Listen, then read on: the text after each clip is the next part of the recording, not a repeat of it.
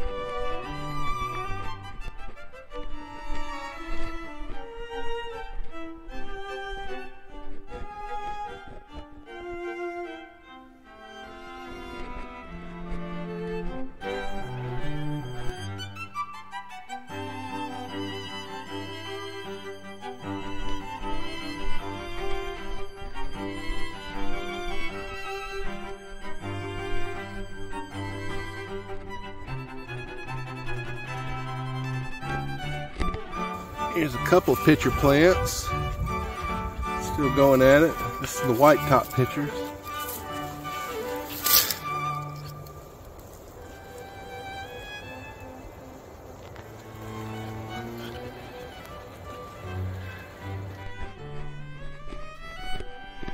It is stunning to me how much different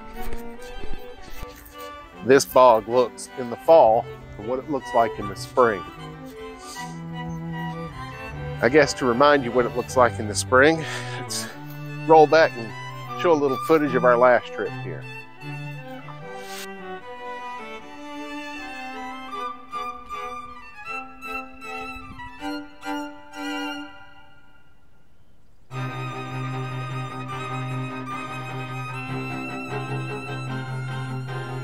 Gorgeous, isn't it? Totally different from what we're seeing out here now. And what we're seeing out here now, also gorgeous. Just an incredible ecosystem that we have here at Splinter Hill Bog. And that's why Forever Wild and other organizations have made sure to preserve this land so that we don't lose what little pitcher plants are left in the world.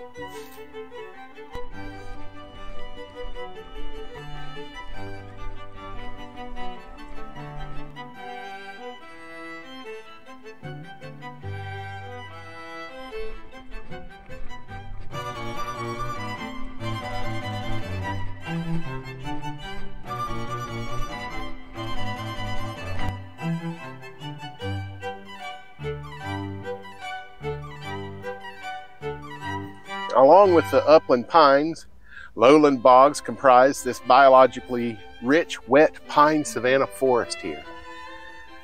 Such seepage bogs are fed by rains. The natural conditions are ripe for them in coastal Alabama.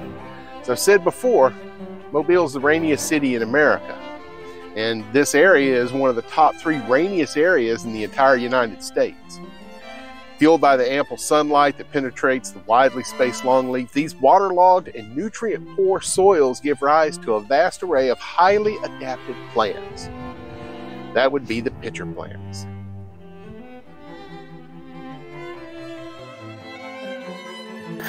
All right, one of the reasons that Luke and I are out here today at Splinter Hill Bog is because Papa got a brand new backpack. And I wanted to come out and do a little hiking with it fully packed.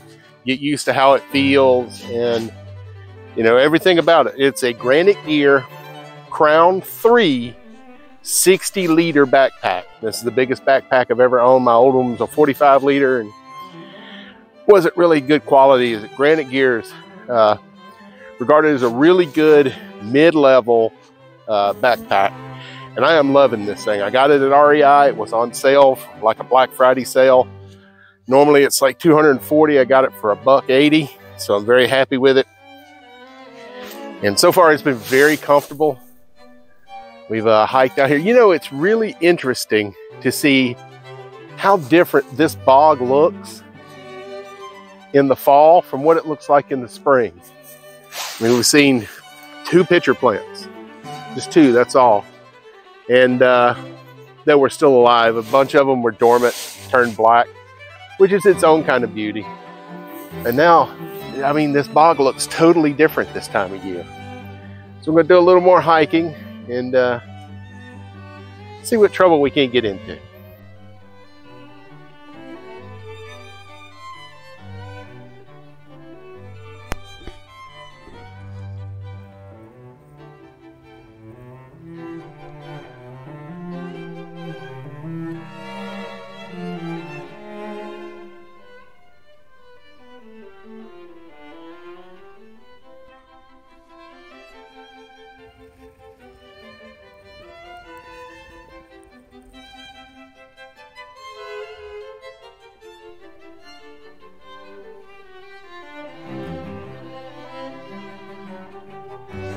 Now, there are at least 5 species of insect-eating pitcher plants here at Splinter Hill. The white-top pitcher plants, easily the most plentiful in Baldwin County, turns a rich, deep red as it ages in the sunlight. Copper-tip pitchers are best identified by their deep bronze leaves and are among the rarest of the pitchers, requiring lower, wetter terrain and more frequent burning to survive. Burning is an important thing here. Humans began experimenting with controlled burning over 12,000 years ago, seeking to recreate the growth they witnessed following wildflowers. And despite a tendency in the last century for civilization to view all fire as destructive, the practice of prescribed fire has since become highly evolved.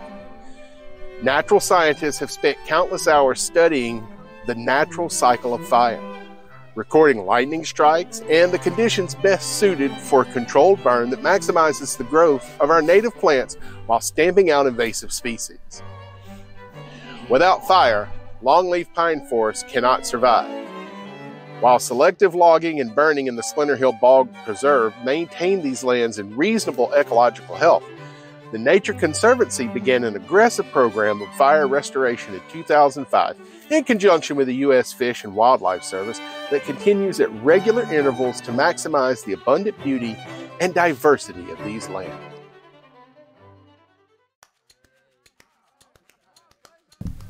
I'm heading back into a neighborhood we visited before. This is the Spring Hill neighborhood, and right next to Lovretta Park is one of my favorite markets in the entire world, Pak International Market.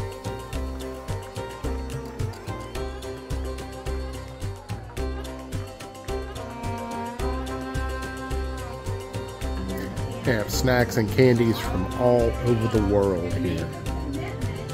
Man, I love this place.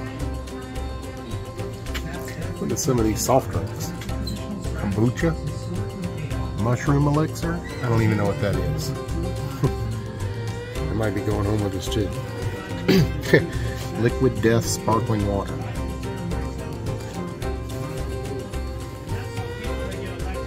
Ooh, they got a cold one of the Rojo raspberry. Excellent.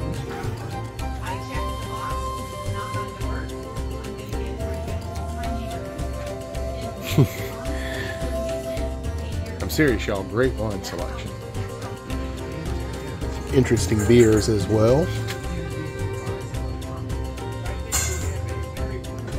Craft, imported, even more beer. Look at that.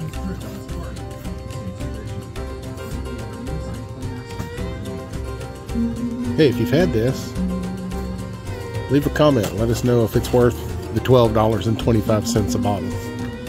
I got a hunch it probably is. Here's my favorite part.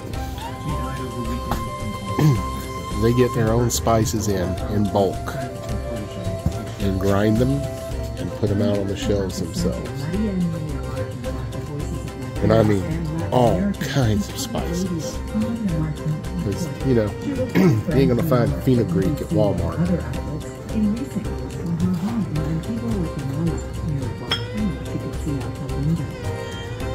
Her gentle and determined commitment, Maria documented the politics, culture, Black and whole pepper, of indigenous communities black and brown, from Central America. black cracked, That is an area that is just crucial for U.S. public pink, radio audiences to understand why green, so many medley, Korean kachaguru, chipotle. Of course, they got your oxtail seasoning. You gotta have that. I mean, look at all this tea. Fresh, whole flower, whole leaf tea. All the different varieties. Need a little gunpowder, don't you? Some rooibos. Irish breakfast. Raspberry black. Currant, black currant. And some of the funky cheeses. Different canned meats. Camjack cream spread. Right next to some lebna, which is a cheese made from kefir. Kefir is very similar to yogurt. I believe it comes from sheep, although that says real California milk. Has a picture of a cow on it, so maybe off there. White cheese.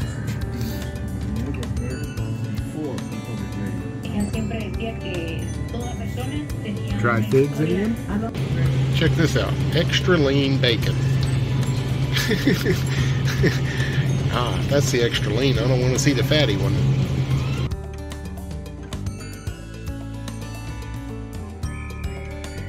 I want to pause it here just for a second to talk about this Tony's Tejas salsa.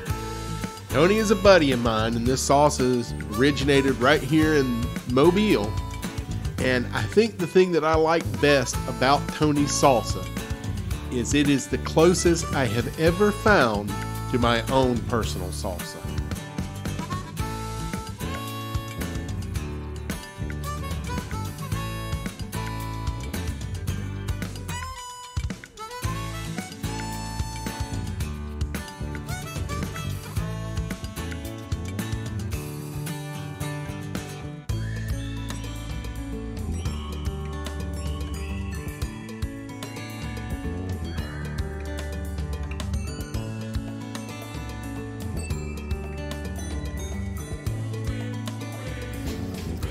It's a great place to eat too. They have fantastic, authentic gyros, falafel, feta cheese from all over the Mediterranean. I'm telling you, this place is fantastic.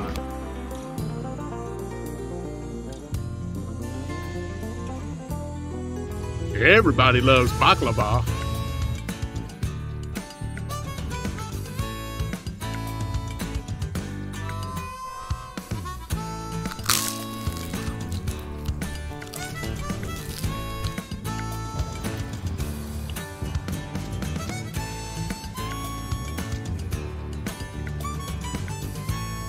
That's pretty good.